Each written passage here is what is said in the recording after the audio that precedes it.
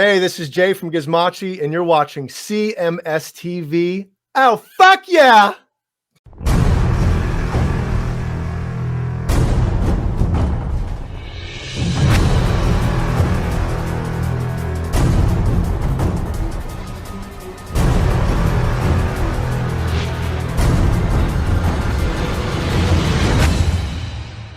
From the Prince of Darkness himself with Black Sabbath talking about God is dead.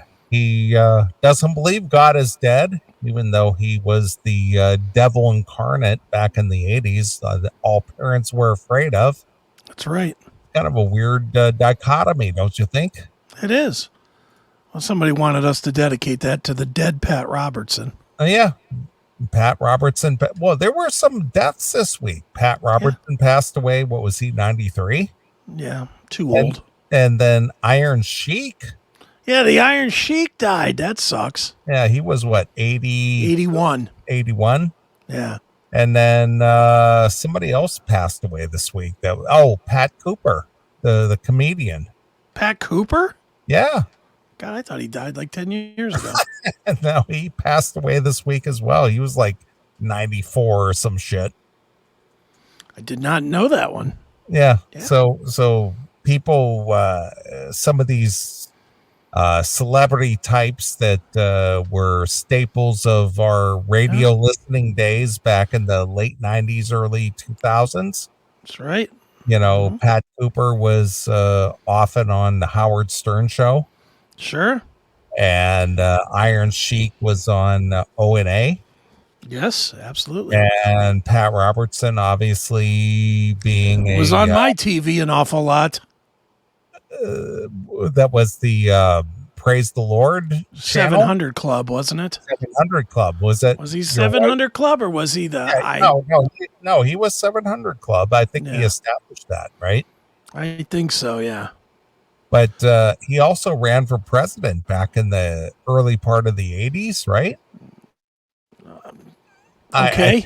I believe Sam Kinison kind of did a spoof on him, saying that the Lord told me to run for president. He goes, yeah, I'm sure he did, Pat. He goes, Pat's sleeping at night, and he goes, Pat, wake up. It's the Lord. I want you to go out and check your tire pressure. And he would go out there and do it. Do you remember that at all? Yeah, I do. So that was like 84, I think. Mm-hmm. You know, so yeah, Pat Robertson gone. Bye. You know, so there were some notable deaths this week. What was it? How's that go? It goes in threes. Yeah, well, we had 3. Yeah. So Iron Sheik, the Camel Clutch. Yeah. And I'm not even a wrestling fan. I only know that from Sam Roberts from the O&A show. Sure. Because he, used to interview these wrestler type people. Mm-hmm. I will humble you. I will humble you. Yeah. So he was like a Iranian guy. He was. He came from Iran, and during the heightened, what do you want to call adversary between the U.S. and Iran? Mm-hmm. He capitalized on that. Well, that was his gimmick. It was Iran #1, U.S. Hak Pui. Yes. See, you're a wrestling fan, so I am. This would be more up your alley than mine. Absolutely. I mean, I'm aware of the guy. Sure. I kind of got his gimmick, the whole thing, but I was not, down with watching any of this stuff. But what do you recall from the Iron Sheik? Well, the Iron Sheik was, he's early 80s. He's early WWE when he mattered. But then when they brought Hogan in, they just had him jobbed to Hulk Hogan all the time. Like, he always lost to Hogan. But that was kind of what the Iron Sheik for the rest of his life was always bitter about Hulk Hogan. And he was always bitter that he had to fucking sell out to that piece of shit that had no talent at all. But the Sheik was a badass, and you know, somebody said it in here. I didn't see where it was, but in real life, he was the Shah of Iran's bodyguard in the '60s. That's true. You know, so yeah, he was a legitimate badass. He was a legitimate bad guy. But yeah, he was entertaining as shit. Him and Nikolai Volkov, you know, they had the Russian-Iranian connection that I forget what that team was called, but it was the Russian guy, the big Russian guy, and the Iranian guy. And man, anytime they came into a venue, boo! Yeah, boo! People throwing shit at them. Oh man, you're anti-American. What are you doing here? Go back to where you came from. Yeah, and then they brought him back with Sergeant Slaughter when the Iraq War started. Then all of a sudden he was kind of an Iraqi instead of an Iranian, but he was an Iraqi supporter. Him and Sergeant Slaughter, right? The evil Sergeant Slaughter. Back when Sergeant Slaughter turned his back on the military to be against the United States during the Gulf War. Yeah, it was a whole thing. Loved it. Dude, speaking of wrestling, you'll love this. Okay. So because I don't have enough to do, I'm doing a rock and wrestling show. Is this like the Rockin' Pod? No, it's not. It's just a bunch of us getting together. It's me and a bunch of actual rock people getting together, and we're going to watch classic wrestling. It's me. And who would be the rock people involved? Well, it's obviously the great Chris Aiken. Yes. But on top of me, it's our friend Roy Cathy from The Fifth and from Cold Sweat. And it's James Durbin from Durbin and Clean Break and American Idol. You got this guy from American Idol? I do. With you, Chris Aiken? I do. We've been texting back and forth all week trying to find the right time. All right. And it's my new friend who hated me and you for a while, but now likes me, and probably I'm sure likes you too as a byproduct, Giancarlo Floridia, who we just absolutely destroyed for his band Faith's Edge. Right. But now we're friends. Okay. And how did that come about? He reached out on Facebook asking to come on one of the shows. And I was like, yeah, okay, whatever. And so we talked about, he's working with Lynch. He's working on the new Lynch Mob record. And who isn't? True. True. But he also worked on the Sweet Lynch. Lynch will work with anybody who's got a couple of bucks who could throw his way. Well, he's writing for Lynch, actually. All right. He's not. I think Lynch is actually paying him. All right. But he's doing some writing for Lynch. So he's going to be on the Rocket Wrestling thing, and then Gabe Cologne, the current lead singer of Lynch Mob, is going to be on this wrestling thing. All right. And we're going to watch. We're gonna do like a watch party for some classic matches from WWF, and we're all just going to sit back and talk shit about wrestling. Well, how does that work? StreamYard. Well, I know, but are you watching wrestling on StreamYard, or are you watching this previously? Or no, we're going to watch it on StreamYard. Well, give us a rundown how this is going to pan out. How is this? It'll be just, we'll be playing the video on StreamYard, and then we'll stop along the way, and somebody will say, oh, man, that fucking pile driver was vicious or whatever. You know, I mean, that's kind of what it'll be, is this us talking about how did wrestling. This all come about? Eric and I had Giancarlo on Chris Aiken Presents, and somehow we ended up talking about wrestling, and the idea was thrown out there. And then Gian just fucking ran with it. Next thing I know, he's like, hey, man, Gabe from Lynch Mob is all in, and James Durbin said he would do it. And I was like, okay. So then I hit up Roy Cathy, who... How did you know Roy was into this? Because Roy told me at some point that he wrote the theme music for current AEW wrestler Kip Sabian. Okay. So because of that, then me and him started talking about wrestling, and every now and again we shoot each other texts back and forth about wrestling. All right. So So that's how Roy got involved in the picture. So once I was doing something with wrestling, I had to have Roy in. So that's what it's going to be. You poached another one of my friends. Oh, no. I started with Roy Cathy. I was on the 5th before you. You're trying to poach mine. I'm not letting him go.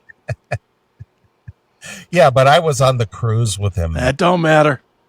Cruise is still secondary. Have you met Roy face to face? No. I have. So what? He and I bonded. I've met him face to screen. Same thing. Same thing. Right. But yeah, it's going to be fun. So we're going to be doing that. Under what platform is this going to be presented? I don't know that it's just going to probably just be a special on the network, I guess. On the network, this isn't under Chris Aiken Presents or anything. Not really, because nobody else is involved. Like, you're not involved, so it's not really CMS. Eric's not involved, so it's not really Chris Aiken Presents. And what's the other one? Seth isn't involved, so it won't be Seth Williams' show. I think it's just going to be, you know, the CMS Network presents Rockin' Wrestling 1 or something. I don't know. All right. You know, so and when is this supposed to take place? We're still trying to work out the date. That's become the big problem. Is everybody, you know, Lynch Mob does the flyouts on Thursdays. Durbin plays gigs Friday, Saturday, Sunday. Giancarlo flies out to work with whoever he's writing with all the time. Okay. So we're negotiating the dates now, trying to find. And I have shows on Mondays and Wednesdays and Saturdays.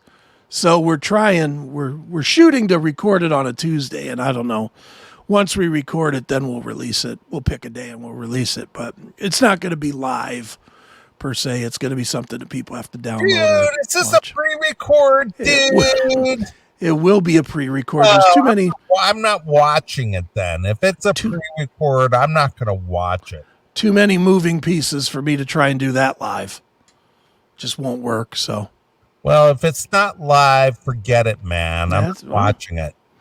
Well, then I guess it'll just be me and those guys watching because I'm in. I can't wait. It's going to be fun.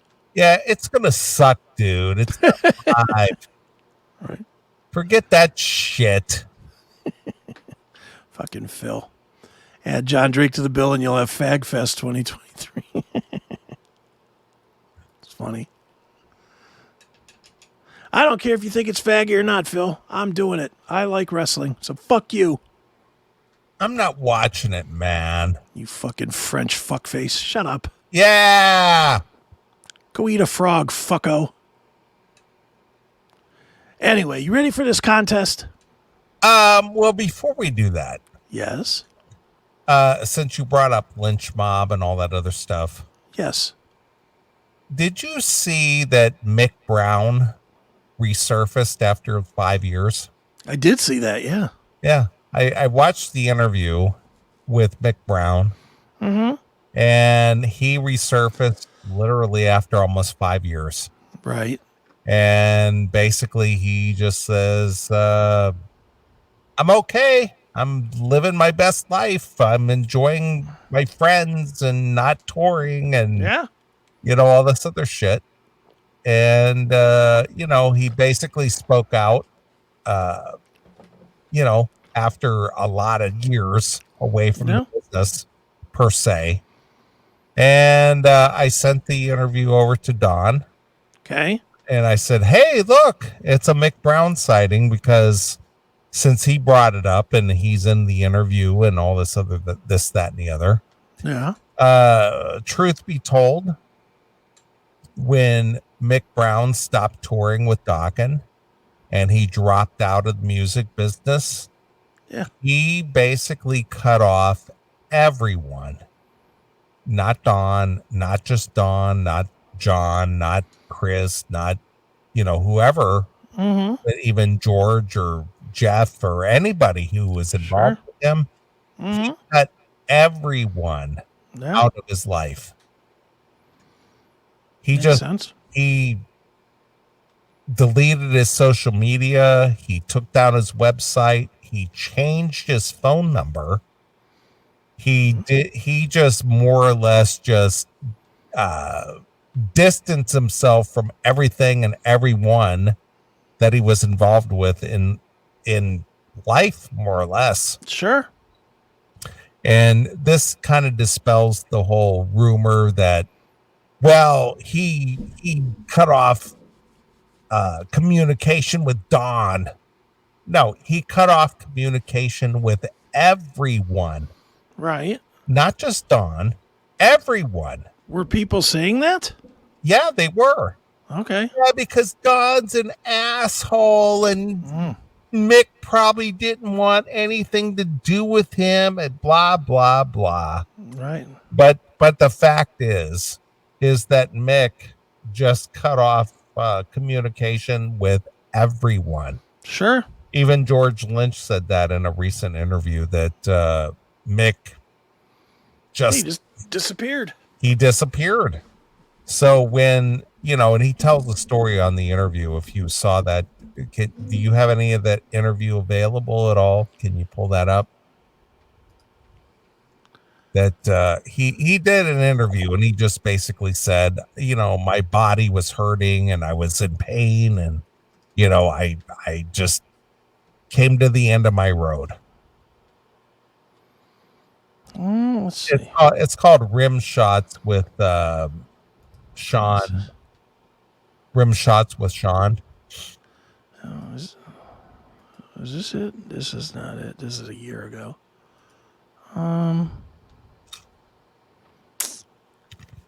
Rim Shots. Yeah, Rim Shots with Sean is what it's called.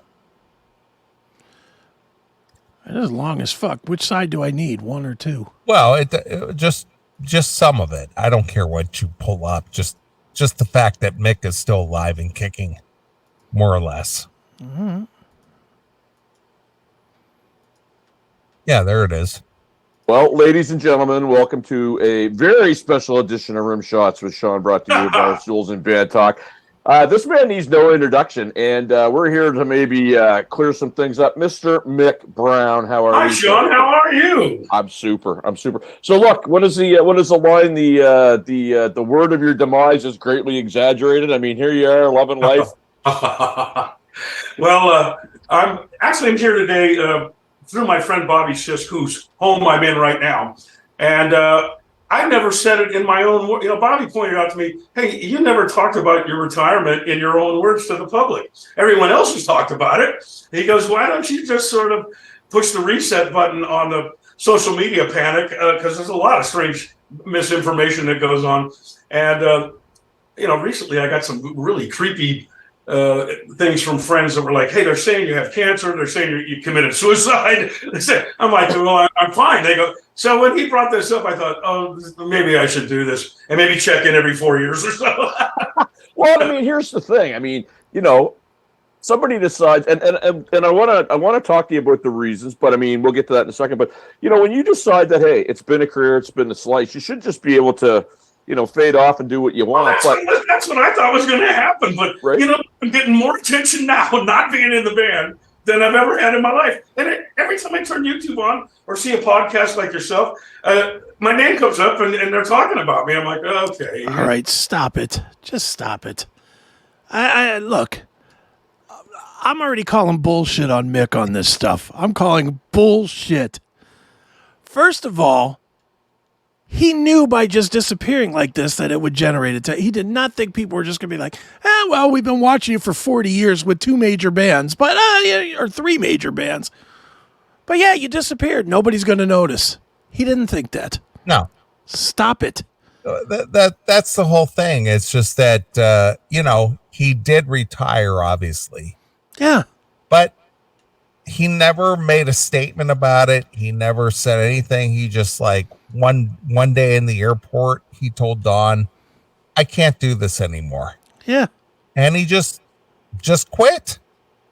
Yeah, but this line of horseshit is shit. There was no announcement. There was no nothing. He just stopped playing. Yeah, he could have easily put out, had their PR people, Don's PR person. Mick is leaving. I mean, that's what every other band does. Yeah, but he didn't do that. He just stopped performing and made no announcement, didn't care, whatever. Yeah. But here's the thing. Looking at Mick, he's almost 70. Yeah. He looks pretty good. Looks pretty healthy. Yeah, he looks healthy. He looks like he's enjoying life, and good for him. Yeah. And again, I know for a fact that since he just quit the band on that day in the airport, he made no announcement. He didn't inform anybody. He didn't make a statement, nothing. And he just more or less changed his phone number. He deleted his social media accounts, whatever it is, however people could get a hold of him. Yeah. He just flat out just eliminated everybody from his life. Wonder how this guy got a hold of him. Well, because he got through a friend of his. Oh, is that what it is? That he said that. No, I wasn't listening. But I sent this video to Dawn. Yeah. And I said, hey, look, it's a Mick Brown sighting, because Dawn has not even spoken to Mick since then. Okay. Neither has Jeff Pilson, neither has George Lynch. You know, there's a lot of people have not had any contact with him. Our friend John Levin has no contact. Chris McCarville, no contact. Nobody. Sure. They didn't know how to get a hold of the guy. He just sort of just like deleted everything and any way to get a hold of him off the internet, whatever. So Don texts me back. He said, it was great. It was a great interview. Has always been so honest, and I'm happy he's happy. Oh, that's cool. That's it. No animosity, no nothing. Yeah. It's just like, well, I'm glad he's doing okay. I mean, the guy just ghosted everybody. Well, let's be honest though. That's how you're going to go out. Again, I have no doubt about that. Well, I don't know that to be the case. I can't say that definitively, but regardless of that, that's just how he exited the realm of being a performer. Yeah. He just distanced himself from everybody's life, and he did an interview. It's been almost 5 years. Yeah. And just gone. Yeah, I'm out. See it. Yep. And again, from what I understand, at least what I was told, the day after he quit the band, he sold his drum set on like Craigslist or some shit. Yeah, he's probably planning it. Yeah, he just gone. Yeah, just donezo. So Mick Brown, apparently fine. Yeah, looks healthy, looks fine. Just resurfaced. For a guy who's almost 70, he looks pretty healthy. Yeah. Looks like he's enjoying life. He's got his jovial, goofy laugh. And seems like he's just like, yeah, I'm okay. You know, I'm here. I'm still here. I'm just retired and living life. And yeah, just good for Mick, because I personally was a good friend with Mick. Well, yeah, and I don't have his phone number. Nothing. Well, you'll just have to live with this rim shot with Sean, I guess. I mean, I've spent evenings out with Mick where he did tons of Jim Beam and Coke. And we've sat there and laughed, and he's told me stories and, you know, all these other things. And he's been one of the kindest, easiest going guys I've ever known. And he's always been very friendly to me. And I have nothing bad to say about Mick. He's always been a good dude. And for whatever reason, he's always been very good to me. So I'm glad he's doing okay. Yeah, same. Glad to see he's healthy. All right. Well, getting back to what you wanted to talk about, I just wanted to bring that up because that kind of surfaced this week that Mick just kind of, you know, came out of the shadows and did a kind of a random interview and just like, yeah, I'm doing fine. I'm fine. Yeah. Don't worry about me. Well, good on him. Because obviously his brother is drumming for Tesla. Right. Dude, boy, did they put out a shit video. Did they? I haven't seen it. Do you have it? Yeah, I'll pull it real quick. All right. They put out a new album, or a new live album, which unnecessary. Yeah. But there's a new Tesla release out. New Tesla live record, yeah. Yeah, I didn't even know that. But called Live Full Throttle Live. It's live from Full Throttle Saloon. Okay. And I love Tesla. Again, I do too. I don't want to be that guy. I don't want to be a hater. They ain't doing themselves no kind of favors with this. All right, but regardless of that, Mick's brother, is the drummer. Yeah, he's drumming for Tesla currently because Troy Lakota is. I know that I think Brian Wheat said something a couple of weeks ago that he said Tesla will be making a formal statement regarding the status of Troy Lakota. Not yet. Did they ever do that? Not yet. All right. Not yet. I mean, I'm obviously I'm in with the publicist of Tesla, so I certainly would see it. And no, they haven't. But is this like the Scott Rockenfeld? No status of him being in the current version of Queensryche. Well, now he's suing Queensryche. I don't know if you saw that this week, but he's got his court date set. So what a mess. Yeah, just stupid. Fighting for scraps. But anyway, back to this video. So they put out this live album, live at Full Throttle or Full Throttle Live or whatever. Okay. It really doesn't do him any kind of favors at all. Jeff Keith sounds terrible. Well, he ruined his voice. And again, I'm just going to go by what I've heard or read in media before about the whole use of, drugs. That it destroyed his vocal cords. Yeah. Well, he definitely did. But so this song "Miles Away," right? A little bit. Well, let's hold on. I'm thinking this is a Winger cover, right? No, it's definitely not that. Miles away. Let me find the real one first. It was on then Into the Now. Right. Let me switch gears here for a second, so that you can hear the original, so you have something to compare this to. Well, Into the Now was actually a really good record. It is great record. I love it. I liked it because it had Mickey Mouse on it, or Super. Yeah, that Mighty Mouse, Super Mouse, Mickey Mouse. Yeah, has a lot of good songs. Give me some goddamn money. Yeah, get out there. All right, here's the original of Miles Away. All right. We'll just give this a taste. This was kind of a comeback record. It definitely was. Here we go.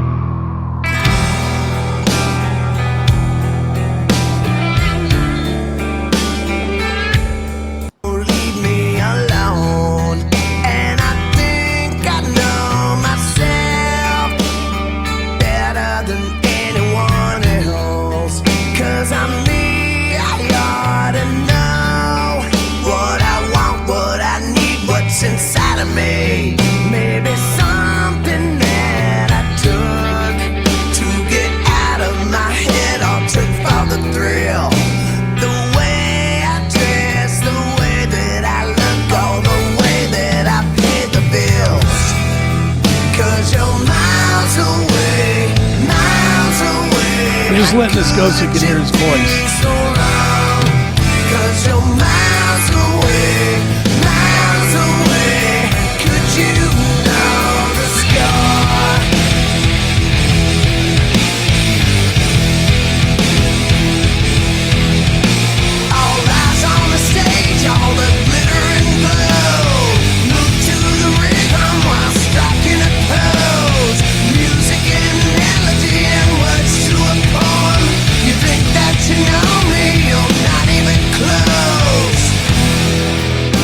So you hear, it's not the best Jeff Keith has ever sounded, but it's pretty decent. Yeah, but it's you recognize it as Tesla. Yes. And I'm not saying that this is that bad, that you won't know it's Tesla, but just... Well, when did that come out? Like 2006? I don't know. 2004, 2006. It was in that era. Yeah, when did this fucker come out? It came out March 9th, 2004.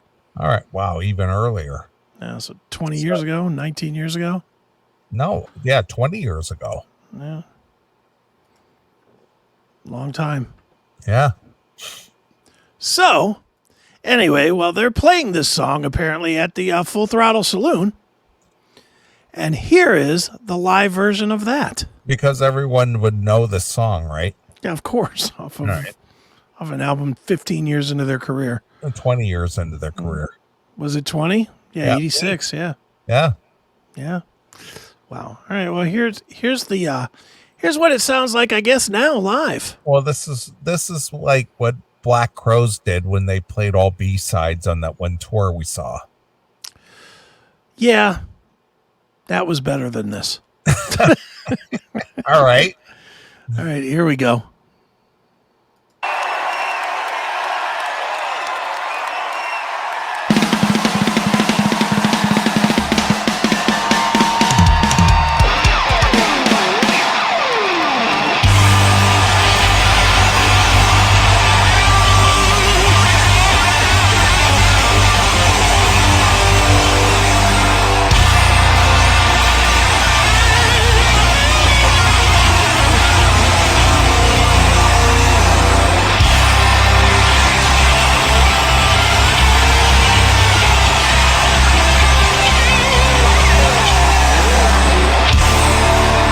So far, so good.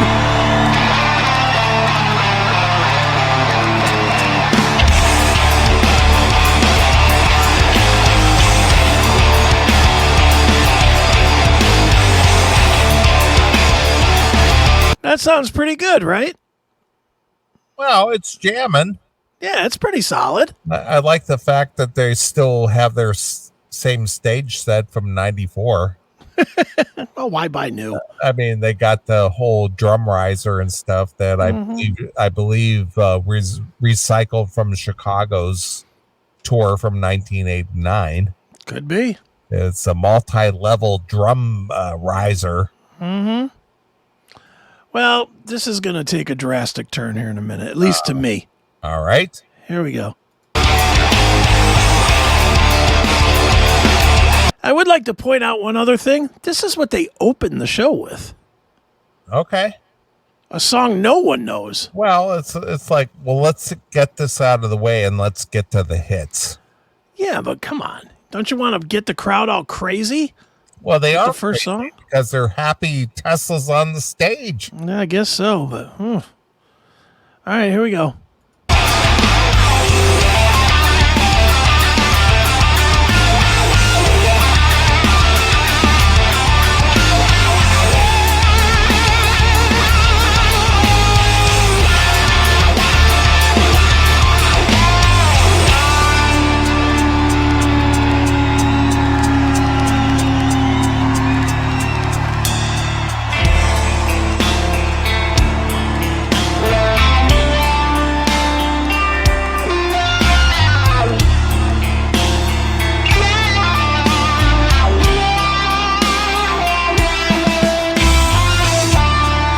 Such a heavy price to pay. All the time that I spent missing home, and I try not to complain, but sometimes it won't leave me alone.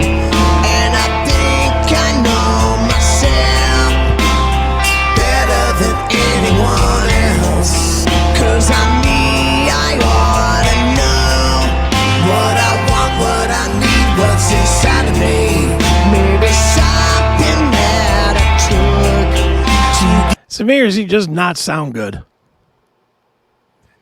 Well, I'm going to give them credit for one thing. Okay. They put some time and effort into the production of this thing. Sure.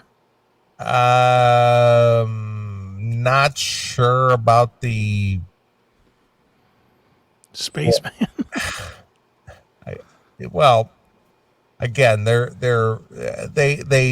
again, this is the whole official video thing. Mm-hmm. So they're trying to promote this thing, but Yeah. we just established that this whole song came out, what you said, 2004? Yeah. Holy shit. So we're looking at 16, 17, 18 years ago, at least. Almost or 19 years ago, rather. Yeah. 19 years ago. And boy, There's no need to highlight this. I would agree. What, are you trying to make this a hit now? I think they're trying to sell concert tickets, but it's just like, it doesn't sound that great. The band sounds okay, but Jeff Keith does not. Well, again, they kind of put his vocals out front on this live video, and it's a little hard to swallow. Yeah. All right. It's like swallowing glass, which is what sounds like Jeff did. Yeah, it's a little tough. Yeah. All right, here's some more. Get out of my head or took for the thrill. The way I dress, the way that I look, all the way that I pay the bills. 'Cause you're miles away,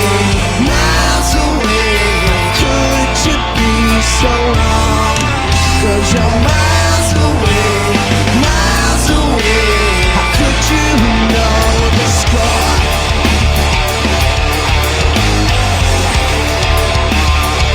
All right, is it just me, or does Brian Wheat look like he's in pain?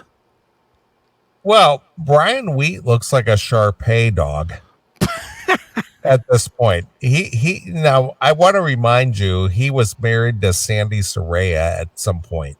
Okay. It's like, holy shit, what's going on with this guy? Well, at least he cut the beard. Remember, he had the big giant beard there during COVID. He had the huge fucking stoner rock beard. I know. But now, yeah, I mean, forgetting that he looks like the fat Ramon, you know. I mean, he looks like Fatty Ramon. He does. He does look like the fat. That's a good comparison. That's what he looks like. But and Lord knows I'm not one to call anybody fat because, as we established earlier, I'm fat. He doesn't look like he's enjoying the experience. That's my point. He looks like he is laboring to do this. Yeah. He looks like I would look if I was working at a fucking water treatment facility, scooping the shit off of the scrub brushes or whatever. Yeah. He just, I agree with you. He looks like very pained. Yeah. In doing this performance. Yeah. Very not like he's not. And this is song 1. This is the opening track. Yeah. And he's already like, oh, here we go again.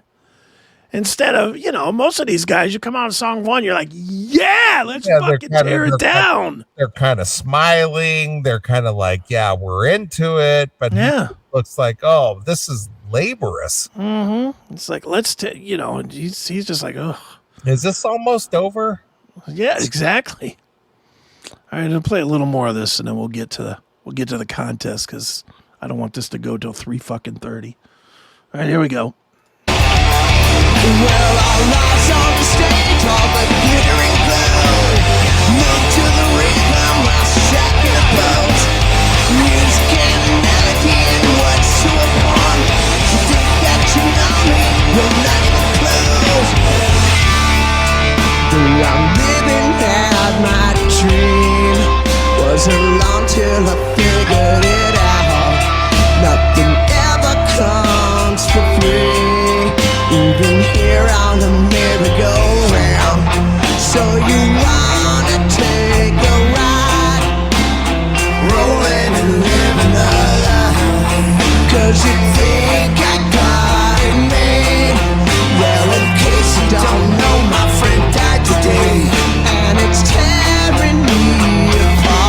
Yes, no. It's not selling me a ticket. Just wondering why that Frank Hanna is wearing the mom jeans. Yeah, well, yeah. You know, he's been sober a year. A whole year? Yeah. As you know, sober in what regard? Like he's not smoking pot? He's not doing anything anymore. All right. He's drinking water. Okay. I'm stunned. I was, Tesla's one of those bands that everybody looks at as like the family band. But anybody that knows anything about Tesla knows they were just a bunch of fucking degenerates. Well, I can tell a personal story. Sure. When Frank Hannon was doing his whole Moondog Maine thing. Oh, yeah. Mm-hmm. Our good friend Randy was more than happy to oblige Frank Hannon with some weed, man. Of course, yeah. And Frank and Randy and we were down in the basement area of the Agora Theater, which is where Moondog Maine was playing on a Sunday night. Right. I got the weed, man. Right. And they were down there, smoking their weed. Mm-hmm. And he's like, yeah, me and Frank, man, we were just like bonding. Yeah, like, you were bonding. No, you had weed. Yeah, he wanted to get high. You provided it to him. That was just the whole thing. But it was. I guarantee you, an hour later, didn't remember Randy's name. Right, of course. But it was that guy's name Rocky or something? Right. So I spent a Sunday evening in the basement of the Agora with Frank Hannon and our good friend Rock and Randy. Mm-hmm. Watching them smoking weed, sure. And after a Moondog Maine show.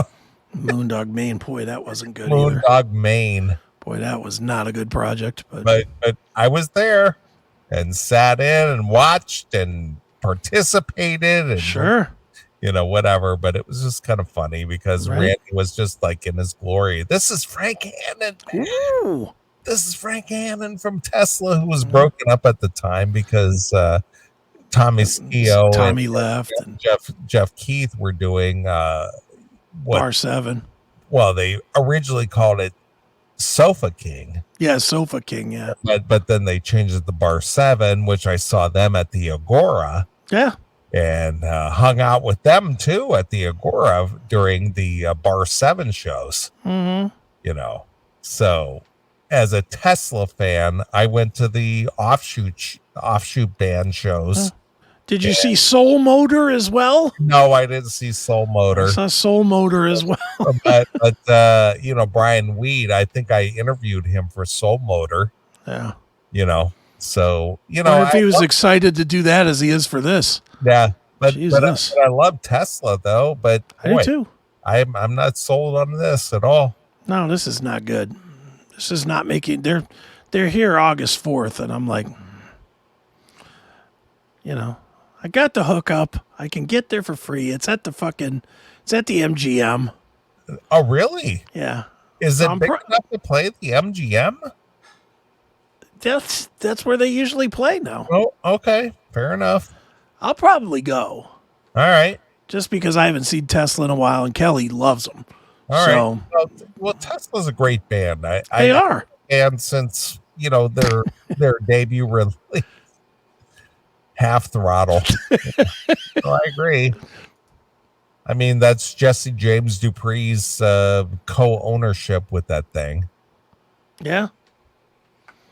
Well, so much for that. So that's Tesla. Miles Away, if you want to get it. Full Throttle Live, I think, is the name of the album, if you want to. So this is a whole live release, huh? Yeah, but it's only like 8 or 9 songs, too, so. And none of the good ones. Okay. It really is none of the good ones. It's, when did they record this? Last year or something? Whenever they played at the Full Throttle on the last tour. It was during, the bike week. Obviously, because that's the only time they're open up there. Yeah. Let's see. Where's the lineup? Where's track list? Lazy Days and Crazy Nights, Miles Away, Time to Rock. These are probably not in order. Yeah. Cold Blue Steel. SOS Too Bad. That's what, an Aerosmith cover? Okay. Changes. Edison's Medicine. Call It What You Want, and Breakin' Free. That's it. Wow. 9 songs. No love song. No Man Out of Time. What's that song called? Edison's Medicine. Oh yeah. What was the one on Mechanical Resonance that was the big hit? The first hit. Oh. Let's see. The Cowboy of the modern day. Modern day cowboy. Yeah. Yeah. No Modern Day Cowboy. So No Little Susie. So this was recorded back in August last year. Yeah. All right. But none of the good songs are on it. That's bizarre that they would play the Full Throttle Saloon and they would play in front of a bunch of bikers and they would play just like a lot of B covers or B sides rather. Just not playing all their good stuff. Okay. You know, 2 new songs, Time to Rock and Cold Blue Steel. Come on. That sucks. All right. I do like Lazy Days and Crazy Nights. That's a cool song, but I don't know that I'd be happy trading that for like Little Susie or Love Song or Modern Day Cowboy. Or I guess they decided that we're not going to play the hits, man. We're going to play a deeper catalog. Yeah. Because these bikers at Sturgis would love this. Sure they did. Sure they were drunk out of their mind and didn't realize what was being played. Sure.